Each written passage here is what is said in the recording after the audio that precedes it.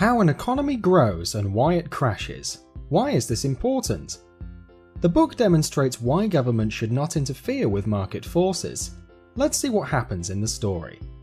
On an island live three people named Abel, Baker, and Charlie, who go fishing every day for one fish, which they eat that same day.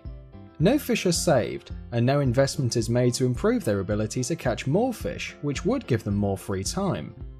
Abel makes a net, giving up one day of fishing. Because he took the risk of not eating for one day, Abel can now catch 2 fish every day. Since in our story the fish don't spoil, Abel is the first on the island to create savings. Reality check. The possibility of using tools alongside reduced consumption and risk-taking creates financial wealth. Baker and Charlie see that Abel now catches 2 fishes a day. They also want to have more fish and more free time. The only way they can achieve this is by producing their own fishing net. In order to spend the day building nets and not fishing, they each take a loan of 1 fish from Abel. Now they each have 1 net, and Abel has gained 2 fish without working at all. The reason that Abel helped Baker and Charlie was that he made a profit, not that he cared about his friends. This example demonstrates how, as a result of the risk Abel took, the standard of living of all of the people on the island was increased.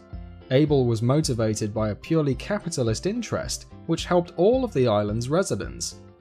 Reality check.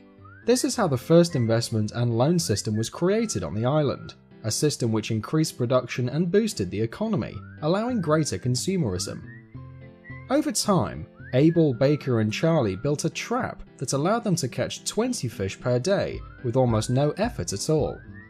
Building the fish trap allowed the people on the island to save for hard times ahead and for investments. Over the centuries, different specialties developed which allowed the island dwellers to increase their standards of living. Each person became skilled at something, which allowed him to maximize his profits, building huts, building boats, transferring fish from the sea to people's huts, cooking fish, and more. Of course, increased profit isn't only expressed in terms of money. When money was invested to increase the production capabilities of a particular business, production increased and the cost decreased. For example, instead of carrying the fish from the sea to the huts in his hands, one of the island dwellers decided to build a wheelbarrow. Increasing his efficiency enabled the delivery man to transport more fish at a time. This allowed him to reduce the price of transporting the fish to the huts, which benefited the fisherman, while still earning more than he would have earned if he had continued to carry the fish in his hands. As a result of specialization and investments, the price of most products went down, allowing even the less wealthy people to buy more. This reduction in prices is called deflation. Deflation is a natural market process. As the amount of fish in savings increased, the fishermen started to run out of room. Max Goodbank decided to open a fish bank. The bank set a low interest rate for secure loans and higher rates for riskier loans if they were granted. Reality check. When a bank gives a loan, it gives the loan according to parameters related to profit and not according to political interests.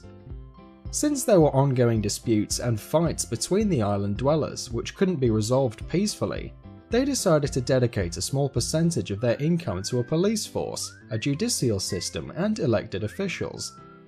Reality check. Since the government services were paid for by the manufacturers, they were very limited at first. Today, government monopolies control entire industries. After several hundred years, the island was flooded, which caused financial hardships for some of its residents. As a result, the island dwellers elected a government official who promised to improve the economy by investing public money. In addition, he decided to replace the fish with a banknote whose value was equivalent to that of 1 fish.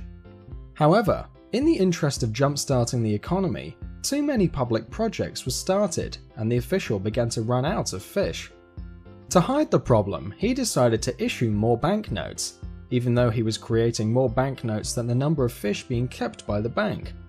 Worse, a significant number of investments were made out of political considerations and not financial ones. Production was not increased, harming future production and consumption. Reality check. Gold used for trade throughout human history was replaced with banknotes printed by the government. Bad financial investments and the overprinting of money led to inflation, a decrease in the value of the money.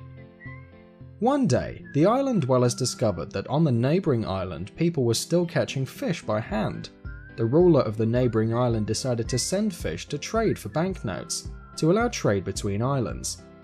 This may sound strange, but trade between islands in general was based on competitive advantage, meaning each island produced the item that was cheapest for it to make and traded it for products it did not produce.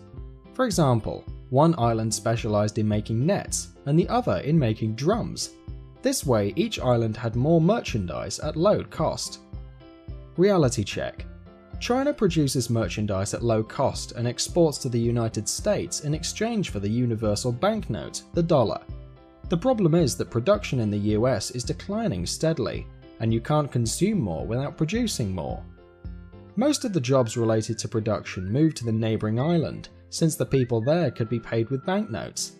People spent more because the value of their money decreased instead of increasing.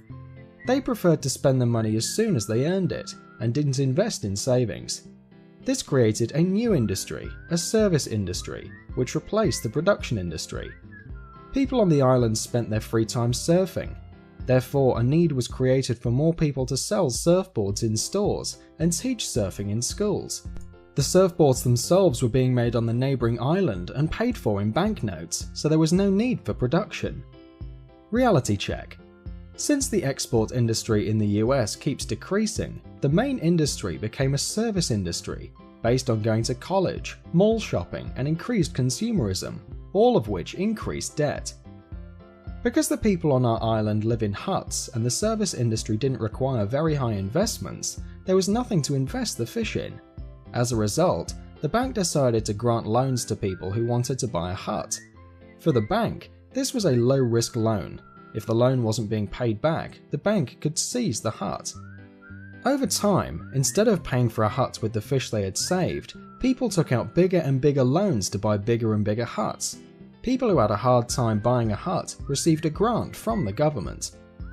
Social pressure and government encouragement to get a degree in surfing caused many people to study surfing, but this didn't result in an increase in production or a decrease in the price of the surfboards.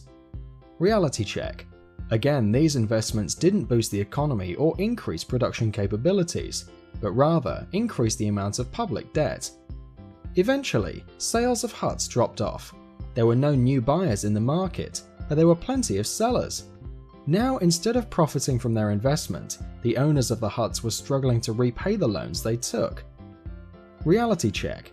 The housing market crash in our story is the subprime mortgage crisis. Instead of allowing the economy to recover, the government tried to give incentives to buy a hut. In addition, it created projects which were unnecessary from a business point of view, such as building a lighthouse far from sea, so that unemployment on the island would stay low. These investments only made the financial situation worse. In contrast, the ruler of the neighbouring island decided to change his policy.